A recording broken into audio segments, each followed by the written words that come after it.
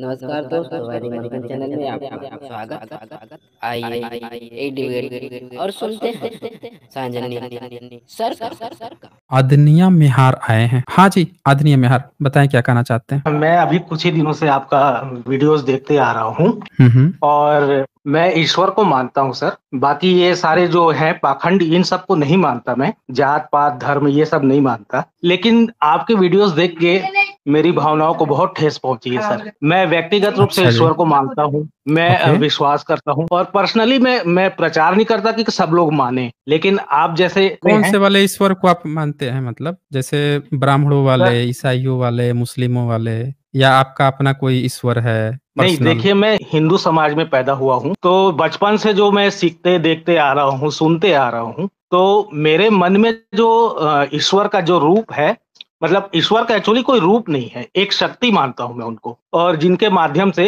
देखिए, universe science से चल रही है, ये सब ठीक है, अपनी जगह ठीक है, लेकिन मेरे मन में एक जो फेथ है कि जैसे कभी मैं डिप्रेस होता हूँ तो आंख बंद करके मेडिटेशन करता हूँ, तो शक्ति मिलती है, थोड़ी सी रिलैक्स मिलता है, एक ईश्वर का भाव महसूस होता है। लेकिन आपके आर्गुमेंट्स जो आते हैं ईश्वर के बारे में, उनसे मेरे को ठेस पहुंचता है सर। इसके बारे मैं, मतलब, आपको गलत नहीं कह रहा हूँ, मेरे को अगर इस चीज को मैं कैसे स्वीकारूं कि ईश्वर नहीं है, इस बारे में थोड़ा गाइड कीजिए। अच्छा, मैं जब छोटा था तो मुझे एक बच्चा जो है रोज एक कहानी सुनाता था।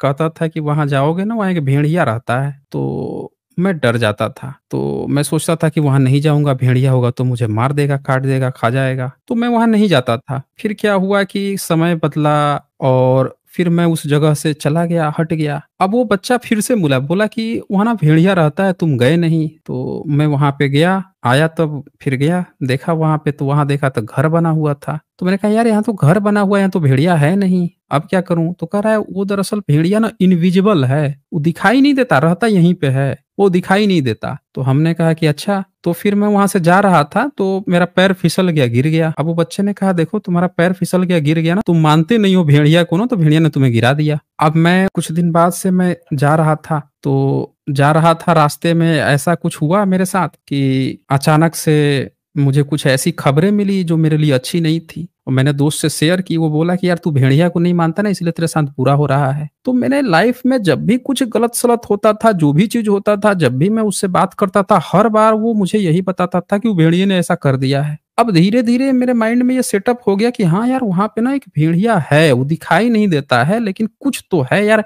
मेरे साथ इतनी ऐसी चीजें क्यों घट रही हैं, और ये लड़का भी ठीक बोल रहा है। अब मैं क्या होता था कि अब मैं बैठ जाता था, मैं भी मेडिटेशन करने के लिए। उसने बताया मुझे कि मेडिटेशन करो। मैं बैठ के एक दिन मेडिटेशन करने बैठ के मेडिटेशन करने लगा, तो मुझे ना अंदर से ऐसा फील हुआ कि हाँ यार, थोड़ा सा मुझे रिलैक्सेशन मिला है। वो ठीक कर रहा था मुझे। अगर भेड़िया पे मैं बिलीव करूं तो मुझे रिलैक्सेशन ना मिल सकता है। फिर क्या हुआ कि मैं रास्ते में जा रहा था, मेरे रिजल्ट आने वाले थे। अब मैं डरा हुआ था, मैंने मन में किया कि हे भेड़िया, मुझे नंबर दिला दे, नंबर दिला दे। मैं गया और मेरा रिजल्ट आ गया, अच्छा रिजल्ट आ गया। तो मैंने मन में सोचने लगा, यार देखो, जब से भेड़िया को माना हूं, देखो मेरे रिजल्ट भी अच्छे हो गए। फिर मेरे दोस्त ने समझाया कि यार इसी बात पे ना 2 किलो लड्डू खरीद के सबको बांट दे, क्योंकि भेड़िया ने तेरे साथ देख अच्छा कर दिया, क्योंकि तू उस पर बिलीव करता था। तो फिर उसके बाद से मैं जा रहा था, रास्ते में कुछ गिर गया, लेकिन अब मुझे एहसास नहीं हो रहा था कि भेड़िया ने मुझे गिरा दिया। अब मैं ये सोच रहा था कि यार कोई बात नहीं है, भेड़िया देखो मेरा रिजल्ट अच्छा कर दिया है। अब वही मैं दूसरी बार होता, भेड़िया को नहीं मान रहा होता, गिरा होता, तो मेरा दोस्त कह देता, देखे तुझे गिरा है ना, ये भेड़िया ने गिराया है। पर यहाँ पे मेरे पास अलग से एक खुशी थी कि भेड़िया ने जो करता है ना वो अच्छा करता है। अगर गिराया है तो भी कोई बात नहीं, भेड़िया कुछ सोच के गिराया होगा। अब हर चीज में जो मेरे साथ कुछ अच्छा होता तो मैं ये सोच लेता कि भेड़िया ने मेरे साथ अच्छा किया है, और मेरे साथ कुछ खराब होता तो मैं उसमें ये सोचता कि यार भेड़िया जो भी करता है ना, कुछ सोच के करता है, इसमें भी उसकी ना कुछ तो होगी, कुछ ना कुछ अच्छाई ही होगी, ऐसे थोड़े कर देगा। मैं तो भेड़िया पे बिलीव करता हूँ। तो मेरे कंसेप्ट दिन प्रतिदिन भेड़िए पे बन गए। अब एक दिन मैं बैठ के भेड़िया का मंदिर बना दिया। भेड़िया को तो मैंने देखा नहीं था, तो मैंने उसका मुंह जो है एक सुअर जैसा बना दिया। अब सुअर जैसा बना दिया, सर, जाके पूजा मंदिर पाठ और करने ये लगा। सब कोई बात नहीं है, वो तो हम एक स्टेप आगे बढ़ गए मंदिर पे। हम तो आपसे यही कह रहे हैं कि आपने भी बचपन से ऐसा ही कुछ देखा है, किसी ने आपको बता दिया है, आपने मन में एक विचार बना लिया है, ऐसा करने से आपको शांति मिलती है, वैसा करने से नहीं मिलती। ये आपकी बात नहीं है, दुनिया के सारे धर्म को जो मान रहे हैं सबके साथ ऐसा है। मुस्लिम वाला भी ठीक यही बात कहेगा, पर आपके शक्ति की जगह वो अल्लाह का नाम ले लेगा। ईसाई वाला भी ठीक यही बात कहेगा, लेकिन उसकी जगह पर जीसस ले लेगा। हमने भेड़िया का नाम ले लिया, समझ रहे हैं ना? कहने का मतलब नहीं ये है कि हम सब अपने आप को ठगते हैं, हम सब अपने नहीं आप सर। को बेवकूफ बनाते हैं, समझ रहे हैं ना? जी आपके साथ कुछ भी बुरा हुआ, आपको शांति चाहिए। आपने सुना है कि बहुत सारे लोग जो हैं वो क्या करते हैं, गरीबों को खाना खिला देते हैं, 200-500 लोगों को खाना खिला देते हैं, ऐसा सुना है ना आपने? जी जी। इनफैक्ट मैं भी सर और 10-20 लोगों को तो खिला ही देता हूँ मौके मौके पे। तो उससे आपको अच्छा लगता है या बुरा लगता है? जी, अच्छा लगता है, खुशी मिलती है सर। अच्छा, खुशी मिलती है, अगर किसी को खिला जी। देते हैं। तो ये बताइए कि वहाँ पे आपका ईश्वर का क्या रोल रहा? खुशियाँ जो नहीं होती हैं सर, ना, जब मैं ये सब आप करता हूँ तो मैं ईश्वर के बारे में हुँ, सोचता ही नहीं। मैं तो मतलब कोई तो ज़रूरतमंद बस है, वही जो वाक़ई में तो भूखा वही है। मैं बोल रहा हूँ कि ईश्वर की ज़रूरत ही नहीं है आपको खुश होने के लिए। खुश होने के लिए आपको अपने तरीके सेट करने हैं कि आपको कैसे खुशी मिलती है। आपको खुशी हो सकता है, कोई अच्छी फ़िल्म देख लिया उसको खुशी मिल जाएगी। किसी ने मेडिटेशन किया उसको खुशी मिल जाएगी। कोई एक्सरसाइज़ किया, बॉडी-सॉडी बना लिया, पहले से लुक चेंज कर लिया तो उसको खुशी मिल जाएगी। उसका बच्चा किसी का टॉप किया, उसने कहीं पे स्कूल कॉलेज में टॉप कर लिया, आपको खुशियाँ आपके चारों बगल बिखरी पड़ी हुई हैं। आप बस ज़बरदस्ती, क्योंकि किसी ने आपको भेड़िया नाम का कोई भेड़िया बता रखा है, उसका आप फर्जी में हम क्रेडिट उसको दे रहे हैं। खुशियाँ हर व्यक्ति के पास है। एक नास्तिक भी आपकी जगह पे होगा, अब बस वो क्रेडिट न दे किसी ईश्वर को, तो भी सब चीज़ वैसे ही होगा जैसे आपके साथ हो रहा है, कुछ भी अंतर नहीं है। बस आप फ्री फंड में एक क्रेडिट दे रहे हैं, क्योंकि आपने बचपन से किसी ने आपको एक पट्टी पढ़ा दी, झूठी पट्टी, कि यहाँ पे कोई भगवान शक्ति होती है। अब शक्ति की बात कर लेते हैं। शक्ति क्या होती है? सोचिए ज़रा। शक आदिन्य मेहर, शक क्या होती है शक्ति? जी, जी। शक्ति तो वही है सर, एनर्जी जिससे पूरे यूनिवर्स का संचालन हो रहा है सर, जिससे क्रिएशन होता है, नहीं, जिससे डिस्ट्रक्शन नहीं, होता ऐसा है। नहीं होता है। मैं कोई इस गॉड दुनिया नहीं का बोल रहा हूँ सबसे कि बड़ा गॉड ही झूठ है। शक्ति है। नहीं, नहीं, नहीं, ये आपका कांसेप्ट और लॉजिक ही पूरी तरह से गलत है। दरअसल शक्ति उसको कहते ही नहीं है। आप इंग्लिश में शक्ति को एनर्जी ही कहते हैं ना? जी, जी, एनर्जी कह रहा हूँ मैं। एनर्जी कह रहे हैं। अब जी। एनर्जी को मापा जा सकता है, ये बात तो आपको पता होगा। हाँ जी, हाँ जी। यूनिट तो पता होगा ना उसको, कैलोरी होगा, जूल हाँ, होगा, कैलोरी, ये जूल। तो आपको पता हाँ, होगा। जी, जी। हाँ, जी, जी सर, अब हाँ। ये बताइए। साइंस का स्टूडेंट हाँ, था अब मैं। एक जी। हाँ, बिल्कुल, बहुत बढ़िया। तो आप खाना खाते हैं तो भी आपको एनर्जी मिलता है, आपके शरीर में एनर्जी जाती है ना? जी, एक पत्थर को तोड़िएगा तो भी एनर्जी निकलेगी, जी, ठीक है? बिल्कुल। आप जब किसी बिल्डिंग पे चढ़िएगा, तो जब चढ़िएगा तो 2 तरह की एनर्जी होती है ना मुख्यतः, एक काइनेटिक और दूसरा पोटेंशियल एनर्जी। तो जब आप सीढ़ी पर से हाँ चढ़ जी। रहे होंगे, तो जितनी हाइट ऊपर जाएँगे, उतनी पोटेंशियल एनर्जी जो है जनरेट होती जाएगी। आज जब छत पे चढ़ के 2-3 मंजिला ऊपर से धड़ाक से नीचे कूद जाएँगे, तो तुरंत ही काइनेटिक एनर्जी, पोटेंशियल एनर्जी जो है रिलीज़ हो जाएगी। आप ये देखिए कि एनर्जी जो है उस पर आपका बस कहाँ है? किसी भी एनर्जी पे आपका कोई बस नहीं है, वो प्रकृति का नियम है। आप सीढ़ी पे गए थे, ऊपर कूद गए, नुकसान आपको हुआ, एनर्जी एज़ इट इज़ है। पत्थर को तोड़ दीजिएगा तो भी एनर्जी रिलीज़ होगी। आप चूना पत्थर वाटर में डालिएगा तो भी उसमें से एनर्जी रिलीज़ होगी। उसका किसी कंट्रोल से नहीं मतलब है भाई, कि वो किसी के सोच पे कंट्रोल कर रहा है या दुनिया चला रहा है, नहीं, एनर्जी हर एक चीज़ में है, चाहे वो सजीव तो हो या निर्जीव हो। ना वो किसी से सर इसी पूछता है, ना इसी किसी का पॉइंट कुछ पे करता है। हाँ, बोलिए। इसी पॉइंट पे तो सर मतलब डाउट या फिर क्वेश्चन पैदा होता है। एनर्जी पे कंट्रोल हाँ, नहीं है बोलिए। सर हमारा, और हमारा लाइफ जो नहीं है है। जितने भी हुँ, एनर्जी है उससे अफेक्ट हो रहे हैं। तो हमारे सुख-दुःख हाँ, जो है इन्हीं एनर्जी पे हुँ। डिपेंड करते हैं। हम जब दुःख होते हैं तो भी एनर्जी के कारण है उसके, हम जब खुशी होते हैं तो कौन भी से एनर्जी एनर्जी? कारण है। फिजिक्स के हिसाब से ये पोटेंशियल और काइनेटिक बोल रहे हैं, लेकिन मैं आदरणीय मेहर, आप चाइना जी, जाइएगा तो वहाँ पे किसी एक व्यक्ति को देख के कह दीजिएगा कि पूरे चाइना में इस व्यक्ति से मैंने 2 रुपए लिए हैं, या वहाँ का जो कॉइन होगा या जो भी रुपए चलता होगा वो आपने लिया, इसका मतलब कि सारे चाइनीज़ों से ले लिया। किसी का भी नाम आप लगा देंगे? नहीं सर, जिससे बोलिए। लिए उसी का होगा आप नाम कह तो। देंगे चूँकि वो चाइनीज़ था इसीलिए किसी भी चाइनीज़ हो जाएगा। कोई भी चाइनीज़ को हम ले लेंगे, क्रेडिट दे देंगे, क्योंकि सब के सब एक कॉपी पेस्ट लगते हैं हमें एक-दूसरे के। ऐसे नहीं होता ना। एनर्जी आप जो है ना, अगर साइंस पढ़े होते हैं तो आप ऐसा सोचते ही नहीं। हमने आपको क्या समझाया कि जब आप बिल्डिंग से ऊपर चढ़ रहे थे तो पोटेंशियल एनर्जी कैसे काम कर रहा था, ऊपर से गिरे तो काइनेटिक एनर्जी। आप एनर्जी को ही सेम बना दे रहे हैं, कह रहे हैं कंट्रोल नहीं है इसलिए सब चीज़ इससे संचालित है इसीलिए वो शक्ति है। अरे खाक सकती है भाई, पत्थर है, पत्थर को आप तोड़ दिए तो उसमें से एनर्जी निकल गया, उस एनर्जी से आपका लेना देना क्या है? आपने कोई काम किया तो एनर्जी रिलीज हुई, वो आपको कंट्रोल थोड़े कर रही है। एनर्जी आपको मैं कंट्रोल मैं नहीं करती, एग्जांपल आप मैं, एनर्जी को मैं कंट्रोल करते हैं। अब ध्यान से सुनिए, इंसान एनर्जी को कंट्रोल करता है, न कि एनर्जी उसको कंट्रोल करती है। अब आप खाना खाते हैं, आपके ऊपर डिपेंड करता है कि आप कितना एनर्जी अपना अंदर लेना चाहते हैं, न कि एनर्जी आपको कंट्रोल कर रही है कि आपको कितना वो खिला देगी, कितना पिला देगी। वो नहीं कंट्रोल, आप कंट्रोल कर रहे हैं ना। तो आप जो सोच रहे हैं ना कि शक्ति आपके कुछ, अरे नहीं, आपकी थिंकिंग है, आप क्या सोच रहे हैं, आप अपने दिमाग में क्या ख्याली पुलाव पका रहे हैं, वो वहम है आपका। वो कुछ नहीं कर रहा है, हम अपने तरफ से खुद ख्याली पुलाव पका रहे हैं ना। कोई उसका नाम अल्लाह दे देगा, कोई जीसस दे देगा, कोई कुछ भी नाम दे देगा, X Y Z, Ram Krishna, कुछ भी दे देगा। हम खुद से ये सारे ख्याली पुलाव पका रहे हैं ना। वो एज इट इज है, उसका वो हमें कंट्रोल नहीं कर रहा, हम लोग कंट्रोल कर रहे हैं, करने की कोशिश कर रहे हैं। हमने उसके यूनिट बना दिए, ठीक है, इतना कैलोरी खाया, इतना कैलोरी रिलीज किया। तो हर व्यक्ति ठीक। रिलीज कर रहा है ना, नास्तिक हो, आस्तिक हो, उससे क्या लेना देना है किसी ईश्वर का? भाई बोलिए, जी सर। उससे क्या हेलो। लेना देना है ईश्वर का? एनर्जी रिलीज करना, आप मेडिटेशन किए, आपने कुछ देर एक्सरसाइज की, आपको रिलैक्स मिला, कुछ कैलोरी, आप हो सकता है 400 500 आपने कैलोरी बर्न कर दी, वो उसका आपका ईश्वर से क्या लेना देना? आप कहेंगे कि हमने एनर्जी कुछ ईश्वर को 400 कैलोरी ईश्वर मार दिया तो हमको सुकून मिल गया? बोलिए। अब सर देखिए, जो भी हो बात, हम्म। लेकिन मन में तो जो बैठा हुआ है ईश्वर, जो भी है, आप भले ही उसको भेड़िया बोलिए या जो भी, वो देखिए, मैं समझ रहा हूँ। आपके नहीं, अंदर क्यों मेरी बात बैठा सुनिए हुआ सर, है? एक मिनट, सुनेंगे, जो बिल्कुल बैठ गया सुनेंगे। है, अगर इसी के हम्म। साथ में अगर जीवन को भी मैं आगे जीता जाऊं, यही विश्वास के हम्म। साथ कि हाँ ईश्वर है, तो उसमें मेरे को हम्म। क्या नुकसान होगा सर? मैं किसी को हाँ, प्रचार नहीं कर नुकसान रहा हूँ कि ही। मानो ईश्वर को।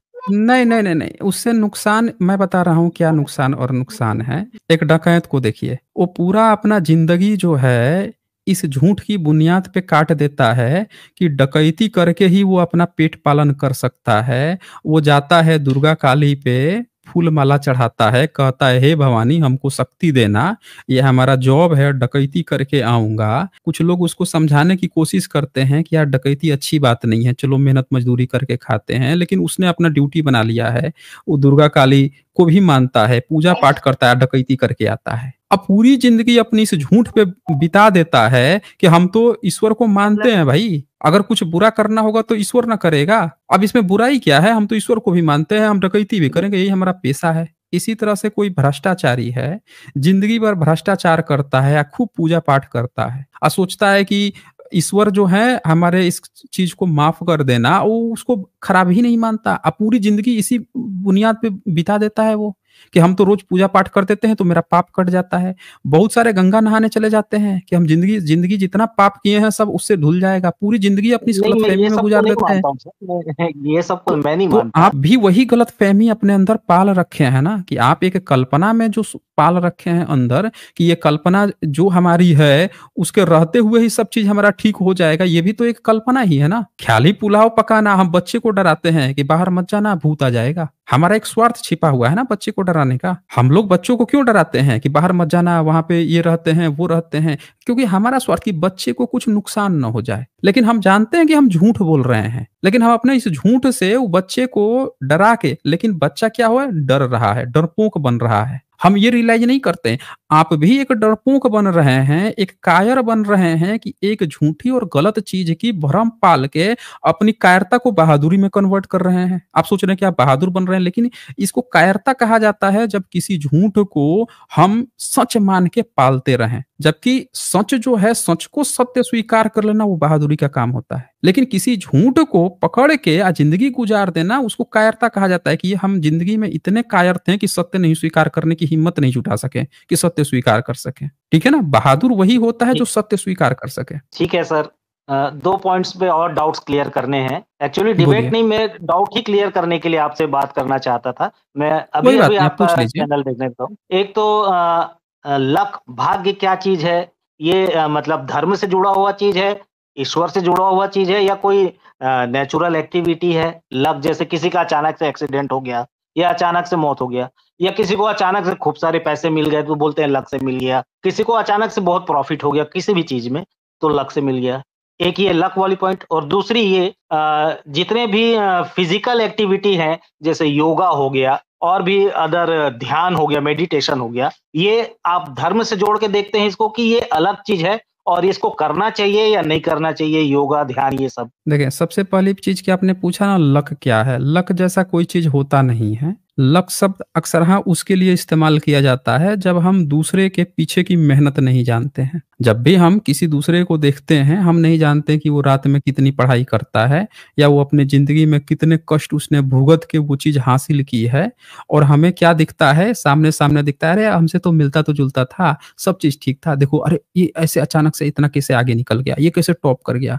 जब हम इस तरह की कुछ चीज़ें देखते हैं, तो हमें क्या लगता है यार इसका ना भाग्य अच्छा है, इसका लक सही लग गया। या फिर हमको किसी ने बता दिया अरे वो बंदे मिला था ना, उन्होंने उसके पीछे हाथ है ना, इसीलिए उसका हो गया। तो हम कहते हैं अरे इसका तो लक बहुत अच्छा है, उनका साथ मिल गया, तुरंत हो गया इसका। तो दरअसल हम उसके पीछे के जब कारण को नहीं जानते हैं कि एक्चुअल में वहाँ पे क्या घट रहा था, तो हम उसको लक कहते हैं। लक अक्सर हाँ कहने का पीछे और भी कुछ कारण है। भारत में देखें तो जातिवाद एक बहुत बड़ा कारण है। एक ब्राह्मण है वो और उसी के जगह पर एक एससी, एसटी, ओबीसी है वो दोनों। उन दोनों को अगर कहीं प्राइवेट सेक्टर में जॉब करना हुआ, कहीं पे भी, क्योंकि 98% जॉब प्राइवेट सेक्टर में है, तो वहाँ पे एससी, एसटी, ओबीसी को जॉब मिले इसके चांसेस बहुत कम हैं। पर एक ब्राह्मण को तुरंत मिल जाएँगे, भले ब्राह्मण ना बताए कि हमारे दादा, चाचा, नाना फूफा, जीजा पता नहीं कौन या एमएलए, विधायक, सांसद पता नहीं कौन है जिनसे फ़ोन गया, कैसे हमारा तुरंत वहाँ पे सेटिंग हो गया, लग गया। दूसरा जब देखेगा तो कहेगा अरे यार उसका ना भाग्य बड़ा अच्छा था, उसका लक बड़ा अच्छा था। वो पीछे के कनेक्शन को नहीं जानता है तो वो क्या कहेगा अरे उसका हो गया, उसका लक बड़ा अच्छा है। सब चीज़ उसका बड़े जल्दी सही-सही हो जाता है। वहीं आप एससी, एसटी, ओबीसी के जो कैंडिडेट होंगे उनको लोग कहेंगे कि अरे ये ना इसका बैड लक है यार, बड़ा मेहनत किया है इसका हो नहीं रहा है। वो नहीं जान रहे कि उसके पीछे का कारण जातिवाद क्या है। तो लक हमेशा के पीछे बहुत सारे फैक्टर होते हैं। जब हम उसको नहीं जानते हैं तो हम भाग्य या दुर्भाग्य का नाम दे देते हैं। दूसरा जो बात है ना फिजिकल एक्टिविटी और हाँ, जैसे कि आपने योगा कहा, मेडिटेशन कहा, ऑफ कोर्स ये अच्छी चीजें हैं। बुद्धिज्म ने भारत को या पूरी दुनिया को यही सबसे बड़ा गिफ्ट दिया है। अगर आप ध्यान से देखेंगे तो पूरी दुनिया में जैसे मार्शल आर्ट है, मार्शल आर्ट में आत्मरक्षा की जाती है, वो भारत ने बुद्धिज्म ने सिखाया है चाइना को। आज भी शाओलिन के टेम्पल में बताया जाता है कि भारत से बोधि धर्मन भंते जी आए थे, उन्होंने हम लोगों को सिखाया। चाइना क्रेडिट देता है। वो ये भी बोलता है कि भारत से चाय लेके आए थे, उन्होंने हम लोगों को चाय दिया है। अब भारत में पढ़ाया जाता है कि अंग्रेज चाय, असम की चाय, वो चाय बहुत पहले से था, बुद्धिस्ट ने पहले से आविष्कार कर रखा। तो वो शरीर के लिए बहुत है। आप देखें आपको बहुत सारे डॉक्यूमेंट्री मिल जाएंगे जिसमें ब्रूसली को देखिए, बुद्धिस्ट है, वो कितना फुर्तीला है, जी। कितने वो प्रैक्टिस करते हैं, तोड़ ताड़ के एकदम तुरंते कर देते हैं। भारत के लोग जो हैं पता नहीं ब्राह्मण धर्मी बन के दिन रात अपनी सारी एनर्जी पूजा पाठ ईश्वर पर खर्च कर रहे हैं, जबकि उनको कुछ फिजिकल एक्टिविटी। अब ईश्वर न मानने के देखें कितने फायदे हैं यहाँ पे, कि वो अपने को फिजिकली स्ट्रॉन्ग कर रहे हैं, कोई हमको बचाने आने वाला नहीं है, हमको खुद ही अपनी आत्मरक्षा करनी पड़ेगी। यहाँ ईश्वर को, देवी देवता को हाथ में त्रिशूल और भाला पता नहीं क्या क्या बना के मंदिर के भीतर बंद कर दिया जाता है।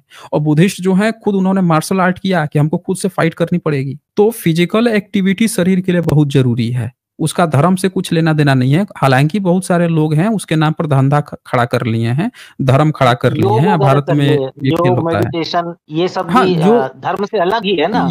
देखें योग जो शब्द ही जो आया है बुद्धिज्म से आया है। बुद्धिज्म की 4 ब्रांचेज हैं, वैभाषिक, सौतांत्रिक, योगाचार, अविज्ञानवाद। तो योगाचार जो है ना, वही योगाचार से योग शब्द आया है। योग शब्द बुद्धिज्म का है, उसका नाम ही है योगाचार। तो अब उसको योग का मतलब लोग क्या समझ लिए हैं, देह में हाथ वहाथ डुला उला लेना, कुछ लोग उस पर बैठ के अपने धर्म का वो बना लिए हैं। वो है बुद्धिज्म का शब्द ही बुद्धिज्म का है। तो ये ओके। धर्म से रिलेटेड नहीं है। फिजिकल एक्टिविटी, मेंटल एक्टिविटी, आपके मेडिटेशन, ये सारी चीजें शरीर के लिए बहुत जरूरी होती हैं। आज आप जो बोल रहे थे ना हिंदू धर्म से हैं आप, भारत में कोई हिंदू धर्म जी, नहीं है। जी। आपके पुरखे जो हैं पता जी, वो तो मैं कीजिएगा समझ गया, बुद्धिस्ट रहे आपके होंगे। वीडियोस देखा हूँ, मैं समझ हाँ, गया। जी, जी। हाँ। मतलब ऐसे कहा जा रहा है सब, जो भी अभी चलन में जो शब्द उपयोग किया जाता है धर्म को बताने के लिए, तो उसके हुँ, नाते मैंने कह दिया था। और मुझे खुद भी नहीं हुँ, पता कि मुझे क्या कहना चाहिए मेरे धर्म को। एक्चुअली मैं धर्म हुँ, मान भी हुँ। नहीं रहा हूँ सर अब। आपके वीडियोस से काफी कुछ मेरे अंदर चेंजेस आ रहे हैं अभी। वो आएंगे, आप लगातार देखिए। ये ना अपने को पुख्ता करने की बात होती है कि आप किस चीज पर कितना, किस हद तक। कभी कभी एक ऐसी भी आती है, मैं ऐसे भी बच्चों से मिला हूँ जो बच्चे ईश्वर मानना भी छोड़ दिए थे, लेकिन जब भी उनके साथ कुछ बुरा होता था ना, फिर ईश्वर को याद करने लगते थे। मैं उनको लगता था ये यार भी ये बता दूं उसी सर, तरह। मेरी फैमिली जो हाँ। है बहुत ज्यादा हम्म। धार्मिक है। हमारे यहाँ पूजा पाठ, सत्संग, भजन कीर्तन आए दिन आयोजित होते हम्म। रहते हैं। इसलिए मैं जब हम्म। आपके वीडियोस देखा तो शॉक्ड हो गया था सर। कोई ईश्वर के ना होने की बात कैसे कह सकता है? ये मतलब मेरे को जानकारी नहीं थी एक्चुअली। मतलब मैं ये समझता था सभी लोग ईश्वर मानते हैं, नास्तिक कोई होता ही नहीं, ऐसे मतलब मेरे मन में था। पहली बार हम्म। मैं आप जैसे लोगों के वीडियोस देखा, दो चार और अलग लोगों के भी वीडियो देखा, तो दिमाग मेरा बिल्कुल घूम गया था सर। ऐसे कैसे सोचने वाले लोग हैं दुनिया में इस टाइप से सोचने लगा था। खैर ठीक है। आप जब टॉप 10 कंट्री का नाम खोजेंगे ना हैप्पीनेस इंडेक्स में, तो आपको पता चलेगा कि दुनिया में जो एथिस्ट देश हैं वो सबसे, उनकी हैप्पीनेस इंडेक्स सबसे अच्छा देश है, मतलब अच्छा है। ठीक है। Happiness okay. इंडेक्स मतलब आप समझते हैं खुशी, जो हाँ, कौन खुशी से जी देश सर। के लोग जी जी सबसे ज्यादा खुश हैं। जी तो उ- उसमें आपको वो देश मिले जो सबसे ज्यादा, जिनके यहाँ नास्तिक लोग थे। और ऐसे बहुत सारे देश हो चुके हैं जिनके यहाँ देश की 70%, 80%, 50-60% लोग नास्तिक हैं। भारत जैसे देश में मुश्किल से 2-4-5% आपको मिलेंगे नास्तिक लोग, लेकिन ऐसे कई सारे देश हो चुके हैं जिनके यहाँ 70-70, 80-80% लोग नास्तिक बन चुके हैं। उनके देशों में जेल बंद करने पड़ रहे हैं, क्योंकि नास्तिक होने के बाद से धार्मिक जब होता है ना, बहुत सारे अपराध धार्मिक होने के कारण जी होते जी हैं। जैसे भारत जी। में सती प्रथा, बाल विवाह, बच्चों को हाँ जी। बचपन में बलि चढ़ा देना, ये सब धर्म के कारण ये सारे अपराध होते थे। मुस्लिम में आज भी बकरी को हलाल कर देते हैं बकरीद के दिन, हाँ जी धर्म के नाम पे, वो एक अपराध है। तो बहुत सारे जी अपराध ना धर्म के नाम पे हो रहे हैं। तो ये जी क्या होता है, एथिस्ट बनने के बाद से आप बहुत सारे अपराधों से बच जाते हैं जो धर्म के नाम पे अपराध थोपे गए हैं। आप लगातार जुड़े रहें, आप चैनल को लगातार देखते रहिए। अब मैं उम्मीद करता हूँ बिल्कुल। आप सबसे बेहतर नास्तिक बन के आप निकलेंगे। अभी तो मेरे मन में बहुत सारे और उलझने हैं सर। मैं बीच में और आपसे गाइड लेने के लिए आया करूंगा। अभी तो जितनी बातें थी वही मैं बोल पाया हूँ। आप लगातार केवल चैनल देखते रहिए, जुड़ेंगे तो जुड़ेंगे जी ही सही, और भी जो वीडियोज जी हुई हैं उनको आप देखते रहिए। मैं कह रहा हूं कि आपसे बेहतर और आपसे बढ़िया नास्तिक कोई बनेगा नहीं यहाँ पे, आप वो बन के निकलेंगे। आप देखते जाइए। ये केवल बात आती है, मैं जब बचपन में छोटा था तो जब मुझे पहली बार पता चला कि बुद्ध भी ईश्वर को नहीं मानते थे, आत्मा नहीं मानते जी थे, तो मुझे इतनी खुशी हुई कि यार आज से 2600 साल पहले भी ऐसे व्यक्ति हुए हैं। मैं तो सोच रहा था कि आज साइंस के युग में हम ही लोग कुछ गिने चुने व्यक्ति हैं, समझे। 2600 जी साल पहले भी ऐसे व्यक्ति थे। तो ये नास्तिकता आज की नहीं है, ये नास्तिकता तब की है जी जब हमारे पुरखे लोग भी नास्तिक हुआ करते थे। सम्राट अशोक से जी। बड़ा सम्राट हुआ आज तक कोई, बताइए। नहीं नहीं, विश्व विजेता कोई रहा नहीं हुआ। वो। विश्व जी विजेता, उनकी ईरान तक सरहद थी, और उनसे बड़ा नास्तिक कोई, बताइए। एक देवी देवता का कहीं मंदिर मूर्ति बनाया हो? 84,000 स्तूप बनवा दिए उन्होंने बुद्ध के अवशेष पे। पूरे भारत में 84,000 स्तूप, 84,000 मंदिर नहीं होंगे लेकिन 84,000 स्तूप उन्होंने बनवा डाले। जी तो ये बताएं, और उनसे बड़ा महान आज तक भारत में कोई पैदा नहीं हुआ, और वो व्यक्ति सबसे बड़े नास्तिक थे। चाइना आज टॉप पे है दुनिया के। सबसे ज्यादा आज